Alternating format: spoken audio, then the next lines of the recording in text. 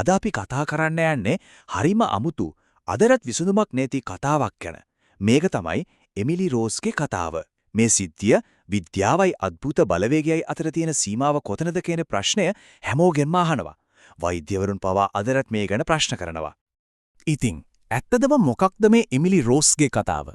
මේක හරියට පටලවිල්ලක් වගේ.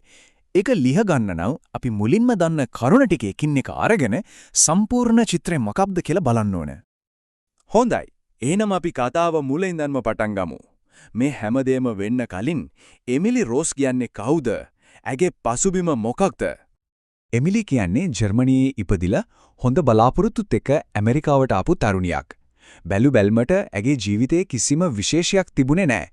හරිම සාමාන්‍යයි. හැබැයි කවුරුත් හීනෙන්වත් හිතුවේ නැතු විදිහට ඒ සාමාන්‍ය ජීවිතයේ ගමන් මඟ සම්පූර්ණයෙන්ම වෙනස් වෙන්න යන්නේ. එයාගේ ළමා කාලේ කිසිම ගැටලුවක් නැතුව ගිවිලා යනවා. හැබැයි තරුණ වයසට එනවත් එක්කම තමයි එයාගේ ජීවිතයේ අඳුරුම පරිච්ඡේදය පටන් ගන්නෙ. මෙතනින් පස්සේ කිසිම දෙයක් කලින් මගේ වුණේ නැහැ. ඉතින් ඒ සාමාන්‍ය ජීවිතේට මොකද වුනේ? අපි දැන් බලන්න යන්නේ මේ කතාවේ වැදගත්ම අභිරහස්ම කොටස. ඒ කියන්නේ එමිලිට වද්ද දෙන්න පටන් ගත්තේ අමුතුම රෝග ලක්ෂණ ගැන.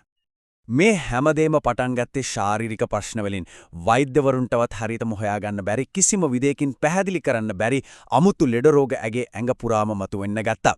හිතලා බලන්නේ තත්ත්වේ Tamanට මොකද වෙන්නේ කියලාවත් කවුරුත් දන්නේ නැහැ. හැබැයි මේ දුක් විඳීම ඇගේ ශරීරයට විතරක් සීමා වුණේ නැහැ. ඒක ඇගේ මනසටත් බලපෑම් කළා. දරුණු හිතාගන්නවත් බැරි තරම් බිහිසුණු හීන රෑ පුරාම ඇයට වද දුන්නා.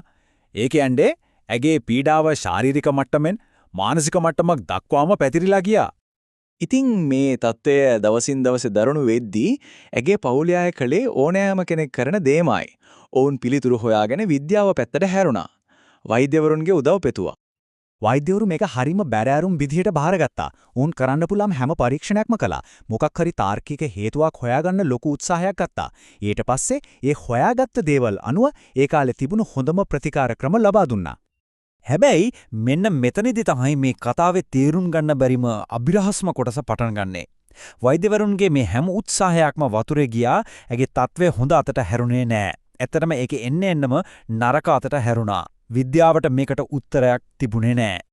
වෛද්‍ය විද්‍යාවටත් උත්තර නැති තැන එමිලිට, ඇගේ පවුලට, ඒ වගේම වෛද්‍යවරුන්ටත් හැමෝටම ඉතිරි වුණේ එකම එක විසඳුමක් නැති ප්‍රශ්නයක් විතරයි. ඉතින් මේක තමයි එමිලි රෝස්ගේ කතාවේ හරය. දරුණු ශාරීරික ඒ වගේම මානසික රෝග ලක්ෂණ තියෙන තරුණියක්. හැබැයි ඒකට වෛද්‍ය විද්‍යාවට අනුව කිසිම හේතුවක් හොයාගන්න බෑ. කිසිම සුවයක් දෙන්නත් බෑ.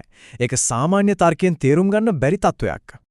එහෙනම් විද්‍යාවට පැහැදිලි කරන්න බැරි දෙයක් තමයි එමිලිට වද දුන්නේ නම්. ඒ මොකක්ද? මේ ප්‍රශ්නේ අදටත් විද්‍යාවේ සීමාවන් මොනවද කියලා අපෙන් අහනවා වගේ. ඒ වගේම ඒකට තාමත් පැහැදිලි උත්තරයක් නැහැ.